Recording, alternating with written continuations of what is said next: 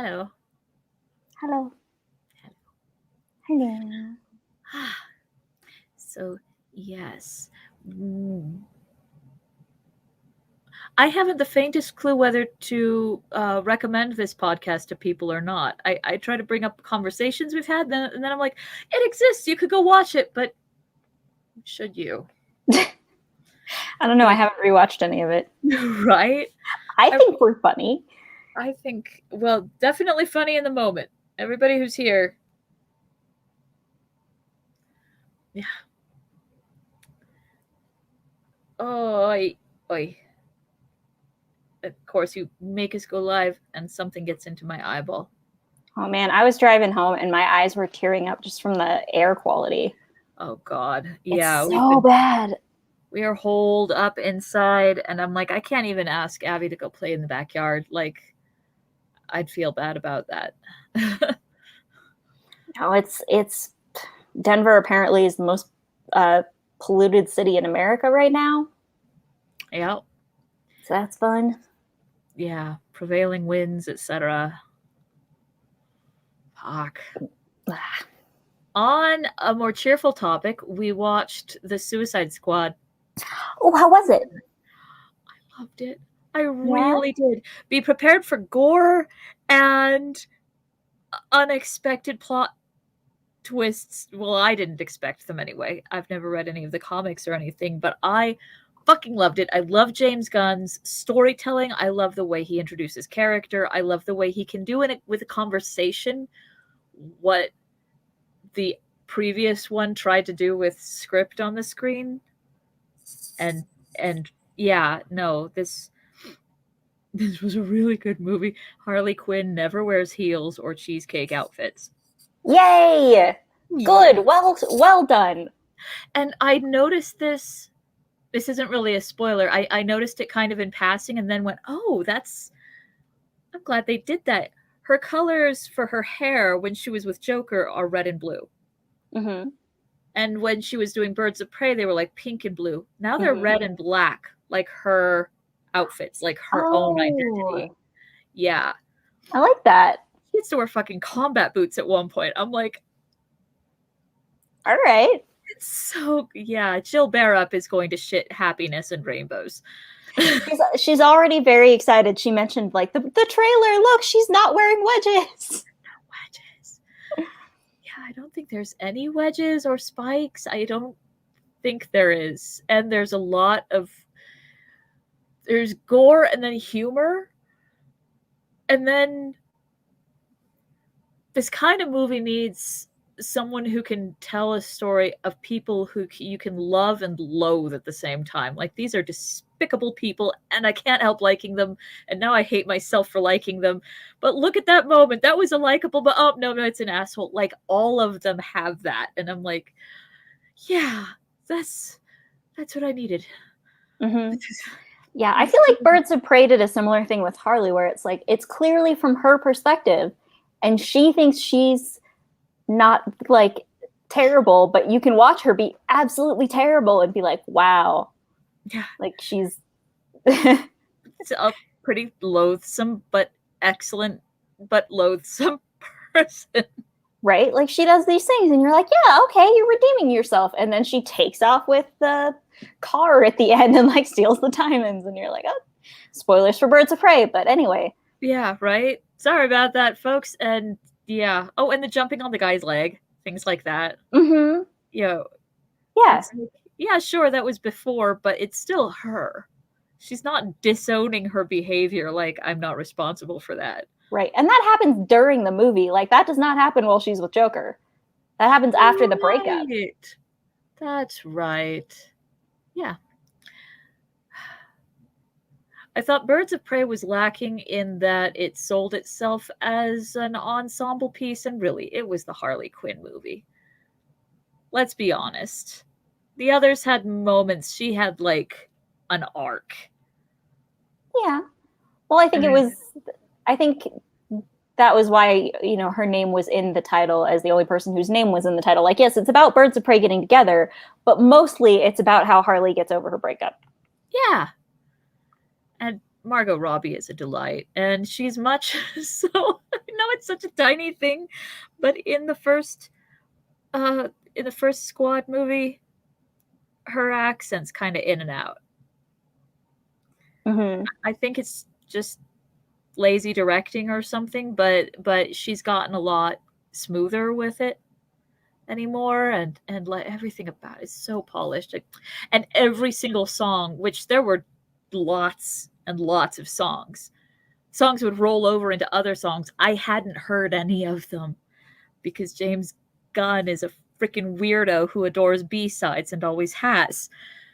So I think I recognized one song of the whole soundtrack, and for the rest I was like, I love this and I need to own it. Yeah. Nice. Someone told me later that the Weasel was played by Sean Gunn, and I was like, yeah, of course he was. It's Sean Gunn doing an impersonation of Bill the Cat. Who's Sean Gunn? The brother, James Gunn's brother, who's he was the Reaver who was like the second in command, who stood behind Michael Rooker and like laughed at his jokes, and he was the one who burst out crying when the Reaver funeral started in the second Guardians. Oh, I never saw the second Guardians. Oh, god damn it. He was the one who was behind him in the jewelry shop snickering. With that guy. In what movie? Guardians, the first one. Oh, okay. He was also, for the record, the on-set Rocket, because nobody else could hunch up their body and then act, and Sean Gunn could. He folds up small. It's a skill. Yeah. Yeah, he has a really big part in the second one, and it makes me appreciate him more because he's very, very good at delivering a whole lot of pathos with no drama and hardly any lines.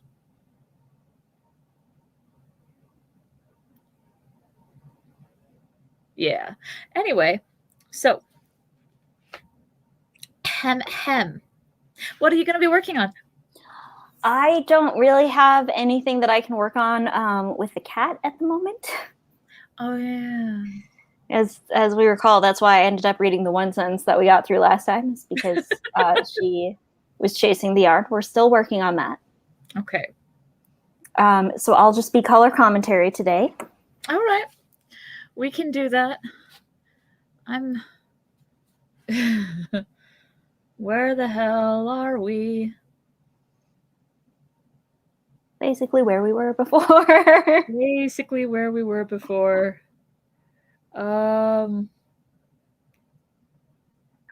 He cried out. Where the fuck does he cry out?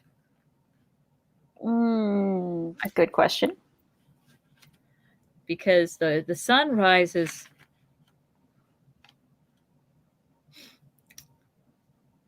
Then Pippin cried aloud. Ah! Yep, that's where we ended it last time. Very quickly entertained.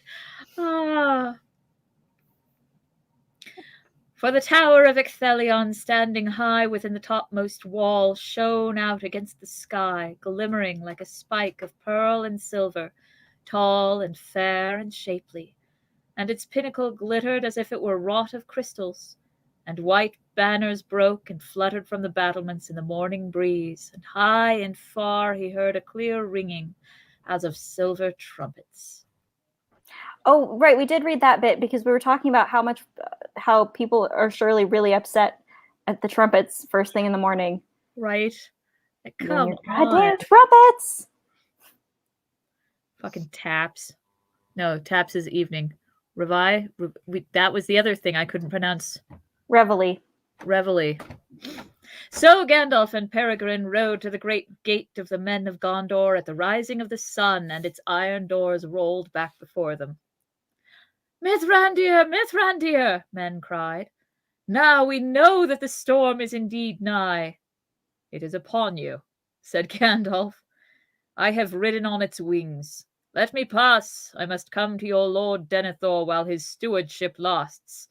Whatever betide, you have come to the end of the Gondor that you have known. Let me pass. Vague book much? I mean, it's Gandalf. What did you expect? Right. Everything's terrible for many reasons. I tell you anything. You won't be steward long. Follow me for more information. Like and subscribe. I think I told you I heard an anecdote about a 4-year-old who said that to his uncle when he was being babysat, tucking him in because he thought it meant goodbye. Yep. I've And I heard thought, that. yeah. And I'm like, I actually kind of like that.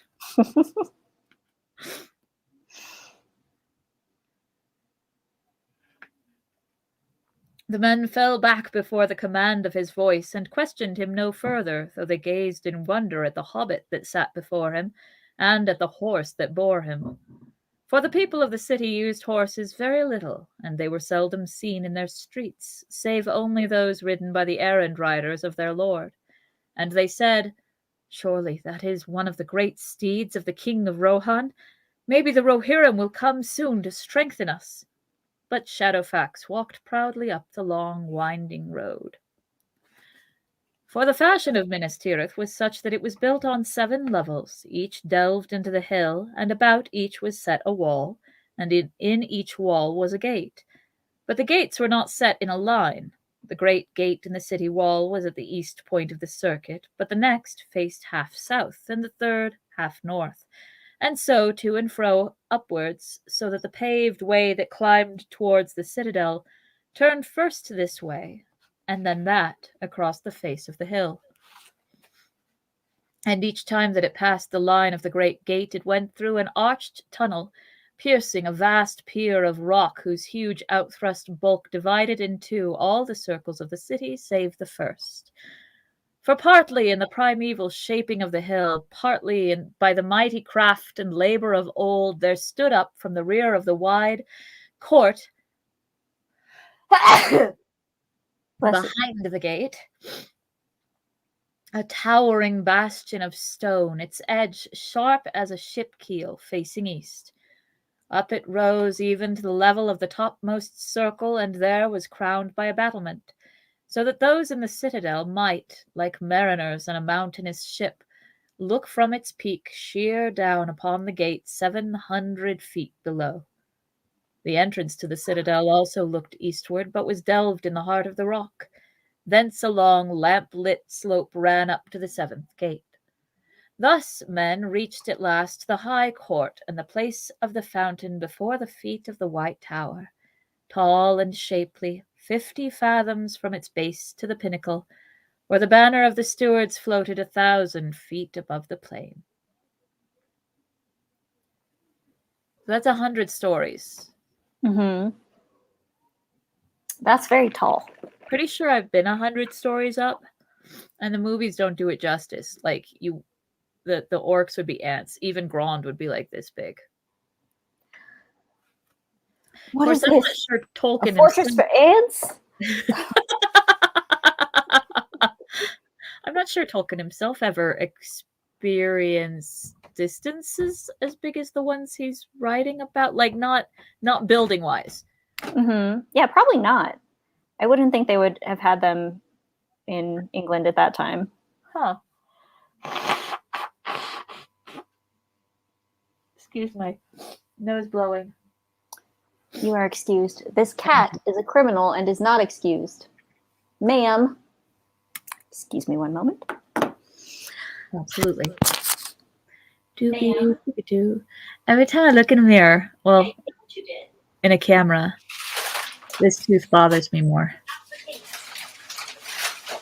They used to be straight-ish. Like, this was the only one that wasn't straight, and the rest were straight. And now they're like, what did she do? She got up on the counter to try and get my leftover McDonald's. Shame.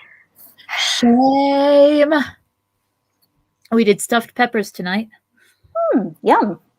Yeah. Jason grilled them. They were quite tasty. That sounds very tasty. I've lost my taste for rice. put rice in there, but I always just eat around the rice. Even flavored, I'm like, it's just Interesting. I'll eat rice cakes. Is it a texture thing, you think, or a taste thing, or? It's more sort of I gave up rice years ago for a year, and when I reassimilated starches into my diet, I never felt the need to reassimilate rice, except the occasional rice cake. Fair enough. It's like it's empty starches. I have no use for it. It's not something I crave. Potatoes, on the other hand, those are the starches I crave. Oh, potatoes. Oh, potato. I just read Mash 'em. The Hobbits meet Faramir to Abbey. So he has not paid much attention. He's never watched the movies all the way through. He's not really clear on the story. And so when Faramir was excusing himself to the hobbits, like, I'm sorry I was so rude. Let's take you someplace comfortable and let you sleep. He's like, I like this guy. And when Faramir said, news or night oft brings news to near kindred, Boromir was my brother, he was like, Oh. Right? Like, this is how you're supposed to experience it. Read it aloud to a 9-year-old. That's my joy. Oh. Anyway, every time I read this description of Minas Tirith, though, I'm like, that's great for defense and all, because the gates are all out of line with each other, but imagine being a pedestrian there. Oh, it'd be awful. And they don't ride horses, so they're all just really, like, the legendary thighs of Minas Tirith. Yeah, fuck yeah. You live on the 4th circle and you have friends on the 2nd circle. You're walking so many miles. I have to think, though, that like people secretly dug back doors or like stairs that breach the wall in places that are really narrow that no invading army would really take advantage of, but like just so that they can get to market without having to walk 9 miles. Makes sense. Right?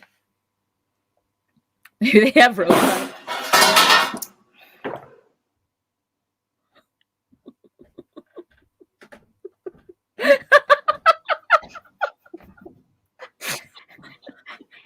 Ma'am.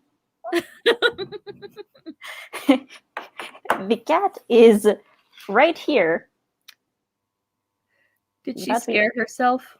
Yes. She was on the kitchen counter, which I didn't realize until I heard the crash. And then she comes over the counter, stands right behind the screen, and just like, I have no sympathy. I'm sure my face was great.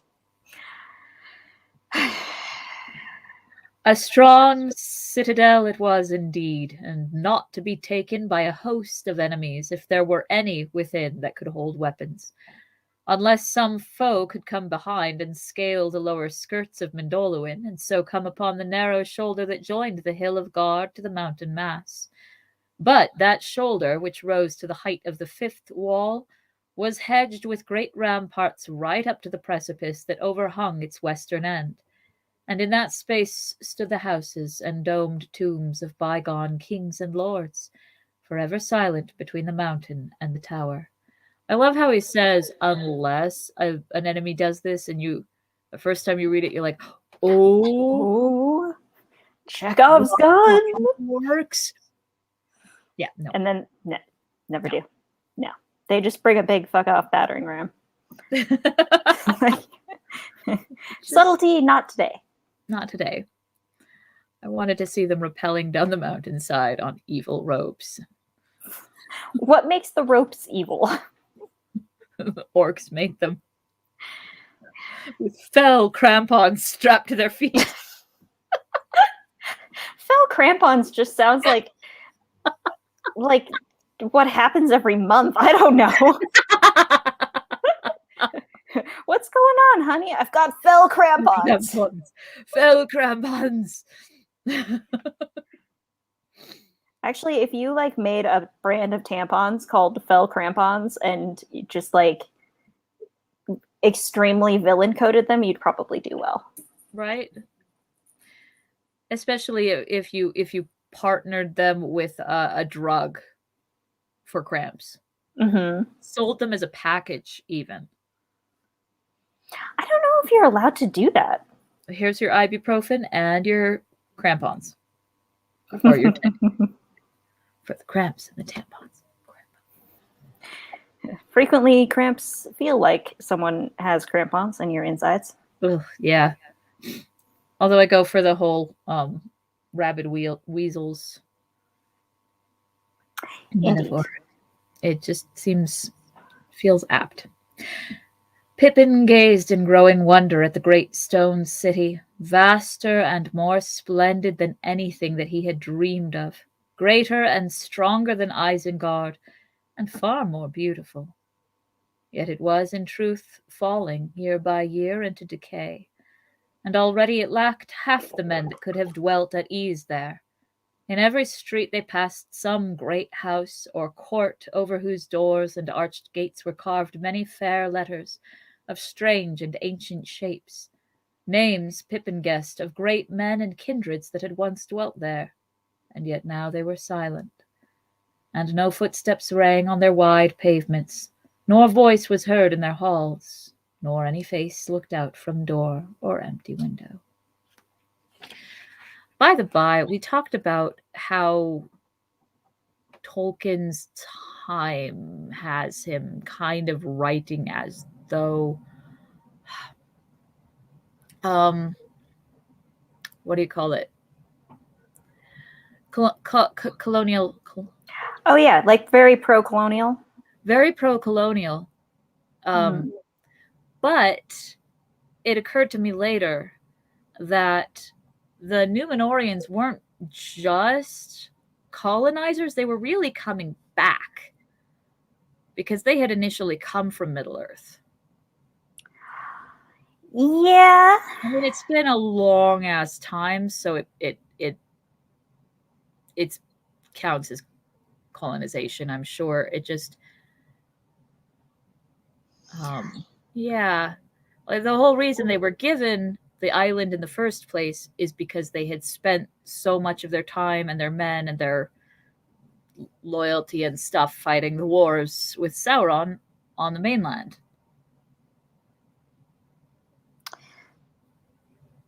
Or yeah, more, I mean, I don't know. Hit Numenor. They were fighting Morgoth and were given Numenor. Sauron came later. Yeah, Sauron was Morgoth's lieutenant person. Yeah. So it's been 1,000 years, so it probably doesn't count anymore as coming home, but... Yeah, I would say 1,000 years is probably the statute of limitations. Right. I'm sure there is a precise number. If you know the precise number of years that the Númenóreans weren't living on Middle-earth, comment below.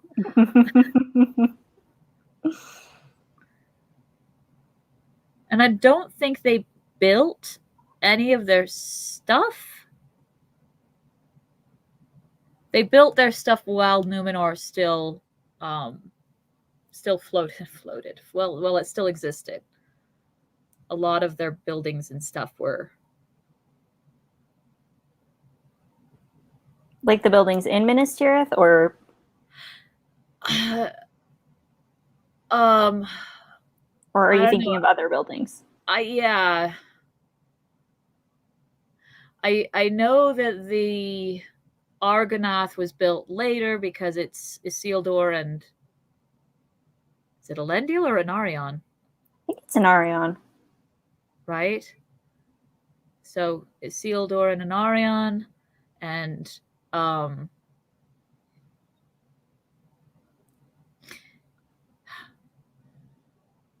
those are the guys that escaped the wrack of Númenor and came home and set up shop and then fought the wars with Sauron, and that's how they lost Elendil.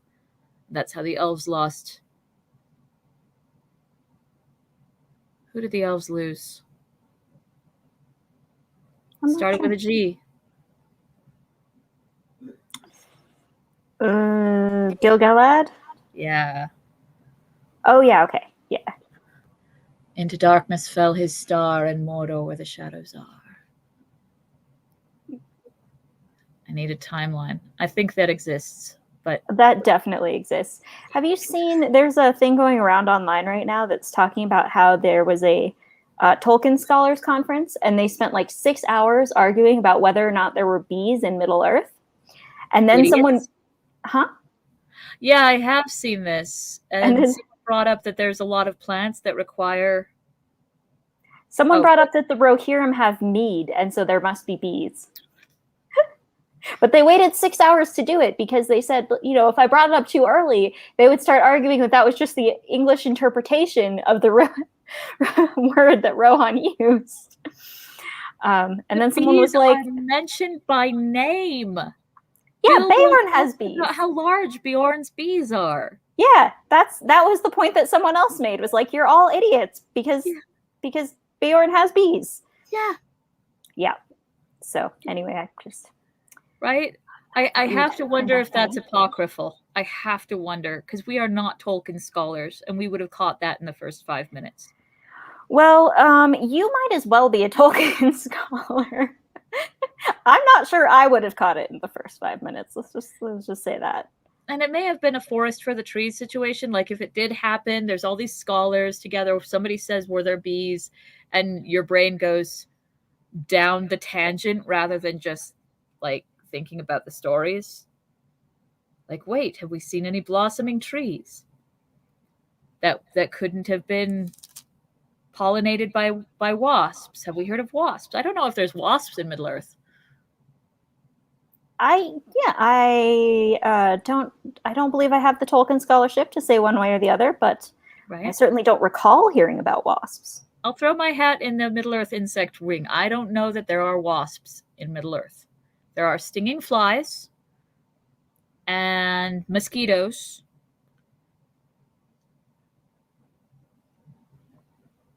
And I don't know what else is mentioned. Bees are mentioned, so meh. And there's weird little flies in Mordor that have like the markings on their shell look like the eye. That's just Sauron having too much time on his hands. Like, I'm going to take this beetle and I will corrupt it. I will fuck with its genes until I'm going to monogram the insects just so everybody knows they're mine. I'm going to be Middle Earth Gucci and put my logo on every fucking thing. See him picking one up and being like, do you know how your species was made? You were ladybugs once, tortured and corrupted by the power of the Dark. Oh my god. I'm having too much fun.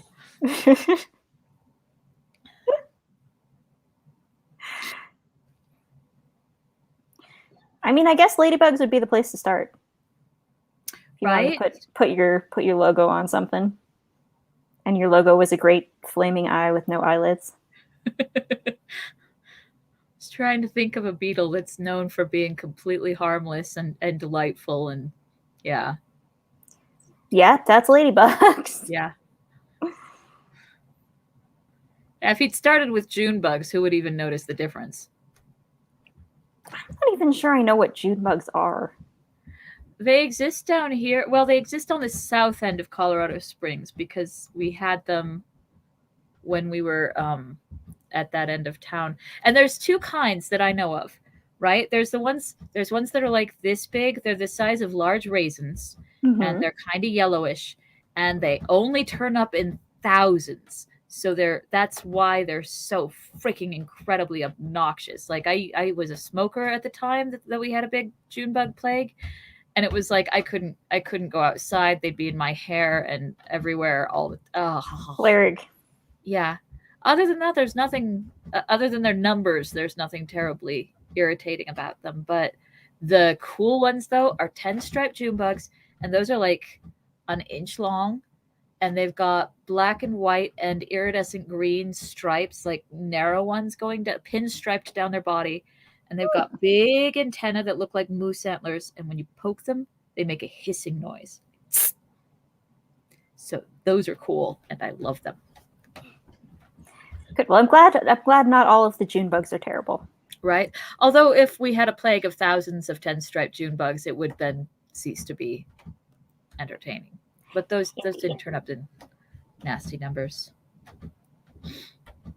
Pardon me, Abby's bouncing and my door is loose. Oh.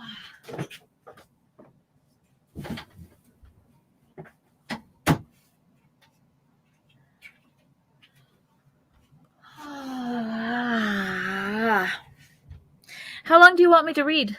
8:15, 8:20? Let's do 8:15. That sounds about right. Okie dokie.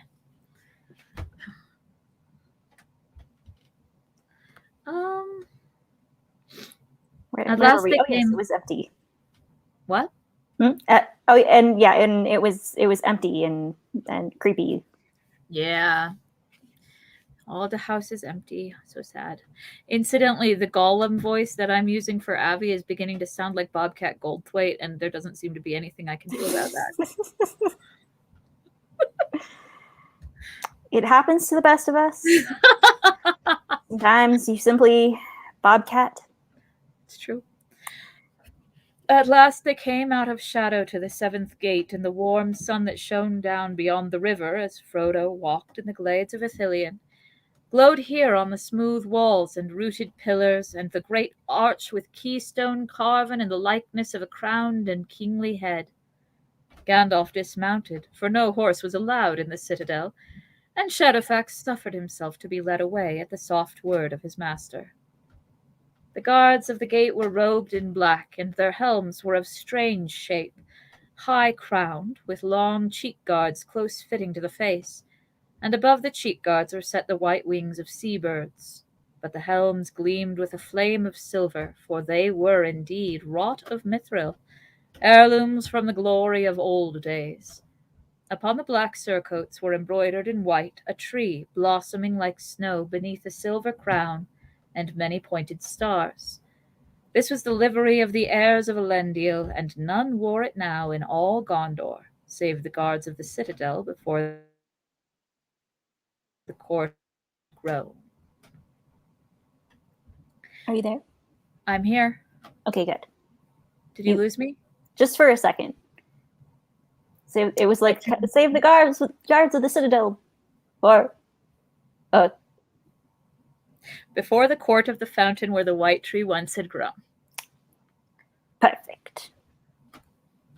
Already it seemed that word of their coming had gone before them, and at once they were admitted silently and without question. Quickly Gandalf strode across the white-paved court. A sweet fountain played there in the morning sun, and a sward of bright green lay about it. But in the midst, drooping over the pool, stood a dead tree, and the falling drops dripped sadly from its barren and broken branches back into the clear water. Pippin glanced at it as he hurried after Gandalf. It looked mournful, he thought, and he wondered why the dead tree was left in this place where everything else was well tended. 7 stars and 7 stones and 1 white tree. The words that Gandalf had murmured came back into his mind. I still don't know what the 7 stars are. Yeah, what are they? Because they're above the white tree, but what do they stand for? And the rhyme is tall ships and tall kings 3 times 3. What brought they off from the foundered land over the sundering sea? Something like that. 7 stars and 7 stones and 1 white tree. We know the tree. We know the stones. I don't know the stars, and I don't know who the other 8 kings were. Interesting. That Right? must be in the Silmarillion somewhere. Right? I also don't know who the 9 kings were that fell. Maybe, well, okay, they can't have been all the same kings. Because Elendil is one of them. Right, and he didn't fall. We know that for sure. But I wonder, like, it's an interesting overlap of numbers. Like maybe there were 9 kingdoms of the Numenorians, and so one king from each of the kingdoms got a ring. Small kingdoms, I don't know. I know Elendil was like descended from a queen. There was a queen who had multiple sons, and of course the first son inherited the kingdom, and the second son went off and had adventures, and that line ended up being Elendil's line. So they were considered cousins of the royal house, but not like next in line or anything. Right, which makes us then wonder, since they weren't next in line, perhaps the people who were next in line were corrupted, and that's why Elendil ended up. Right. Does that make sense? Well, we know that Tar... I'm not reading any further today, am I? I guess not. Tar-Ann-Kalaman? There was a king of Numenor who was very proud, and Sauron was living on the mainland and taunting the Numenorians, so the Numenorians showed up in force, and Sauron went, oh, fuck. You win. Sorry. And they, in their pride, took him home. Yeah. Where he eventually won the confidence of the king, and then he wanted Numenor for himself. So he convinced them to sail against the ban, to sail west. Mm-hmm. He figured that the ships would be swamped and he would be left king of Numenor, and instead Numenor was swamped. And Elendil predicted it. He and his cousins and various other, the few of the faithful, who it was illegal. It was illegal to speak Elvish. It was illegal to worship the Valar or Iluvatar. It was illegal to do any of the things that would be considered virtuous. Mm-hmm. Like if you've met the gods face to face, it probably makes sense to honor them at the very least, but they weren't allowed to, so they did it in secret. So they were the ones who were prepared, because they were like, everything's going to end badly. Let's have some ships ready. And have you heard, did we do this already, talk about Isildur and the tree? I don't know if we did do that. Before the sailing against the ban happened, Sauron almost had Tar-Ann-Kalaman convinced. No, there was a Z in his name somewhere. Ankalazar, whatever, had the king convinced that they needed to destroy the tree because that would show those bullies across the ocean who's boss. Oh yeah, no, you did tell me that. Yeah, that's so right. Isildur beat up the guards and climbed the wall and grabbed a fruit from the tree and was hit with like a poison dart and made it back to his people in time to fall into a coma, where he stayed until the fruit, the seed that they planted, sprouted. As one does. Right? So he wasn't so bad. He had some badass moments. Well, I think that's the whole thing with Isildur, right? It's like he fell to the ring, but before that, he was the greatest. Yeah. Of the Numenorians that had give over that for the movies. They wanted him to be kind of smarmy from the get-go in the movies, and it's like, no, he was really, really good. Yeah, really. I mean that's what the ring does. That's what the whole thing is. Always is that it takes the best. Yeah. And it takes the best of them, and it corrupts that. Yep. Yeah, it gives power according to stature, and power corrupts. So it corrupts according to your stature, and he was the greatest. Mm-hmm. And I think it's probably designed that way because Sauron's an asshole. Yep. And that's why the hobbits, the sweet, charming, ineffective little hobbits, are the only ones who will not fall to its corruption quickly, because they don't have any obsession with power or interest in it, or even technically any power. Period. Yeah. No, they're just kind of they define power as like, what our Richard said to our Sydney at our Nan's birthday party. Except the occasional Ted Sandyman who is trying like hell to be bigger and badder than the rest, and the more they do that, the less like hobbits they are. Mm-hmm. It's a very New Zealander type of story. It really What's have you and I talked about that thing with like the most like horrible insult you can say to someone in New Zealand apparently is oh, cool guy, is it? What? Cool guy, is it? Just like you're trying to be cool is like the worst thing. Oh. And you can see that. The reason I know that is because someone was talking about how you can see that in Thor Ragnarok, that every time someone's trying to be like, that's what heroes do, leap out a window, and then he bounces off. Like, it's just constantly taking the wind out of him. Yeah. Like, no heroic moments, please, because those are ridiculous. Taika has a cameo in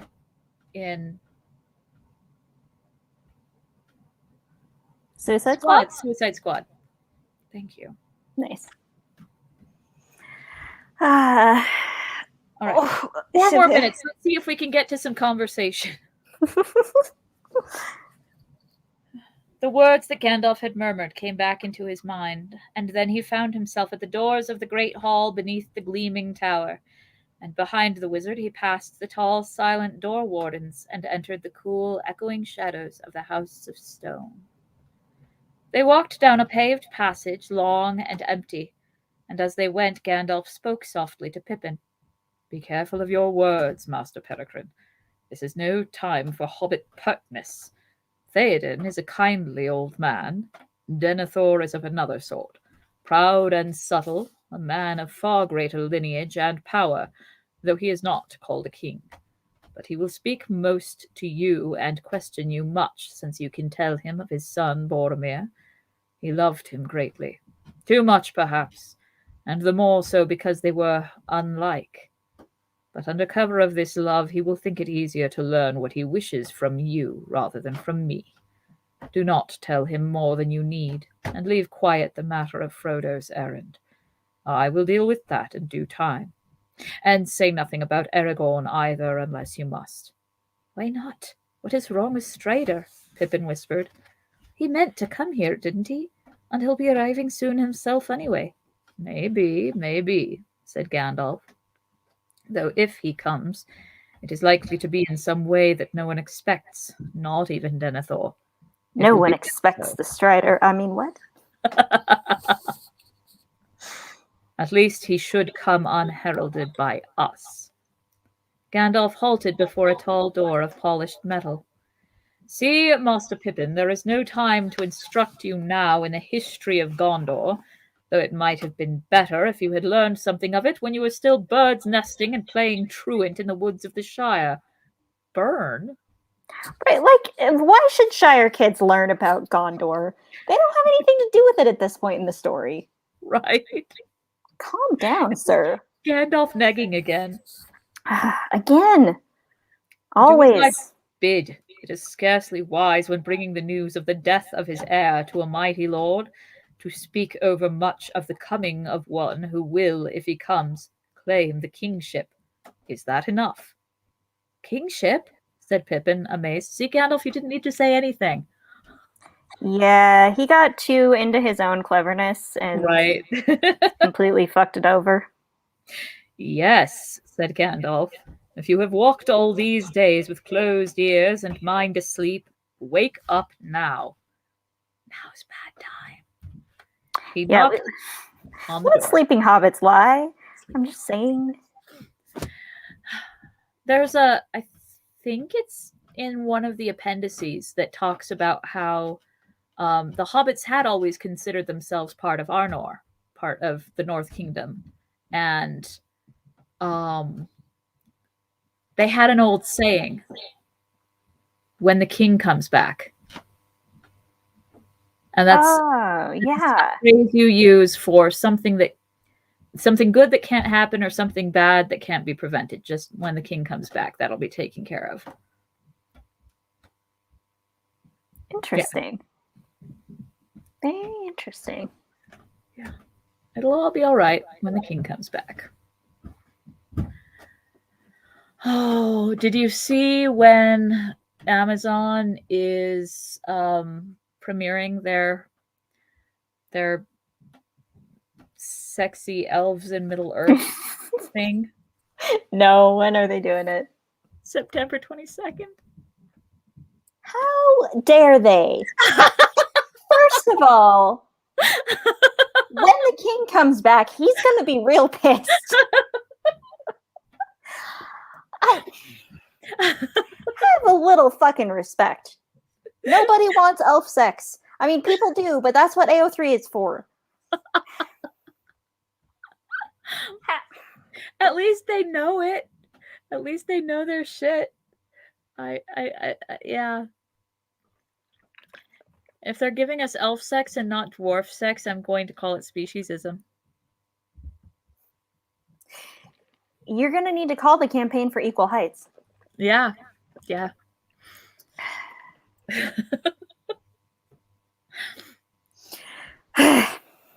Well, I am perturbed. Perturbed indeed. I'm sure I will watch it out of morbid curiosity. I'll let you know if it's how terrible it is.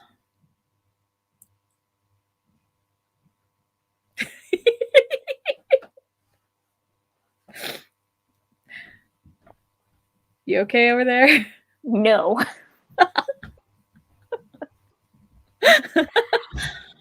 Oh, man. All right. I'm going to end the broadcast, but I almost forgot I had a question for you, so don't go quite yet. Okay. Goodbye, viewers. Fare thee well, interwebs. We'll see you next week.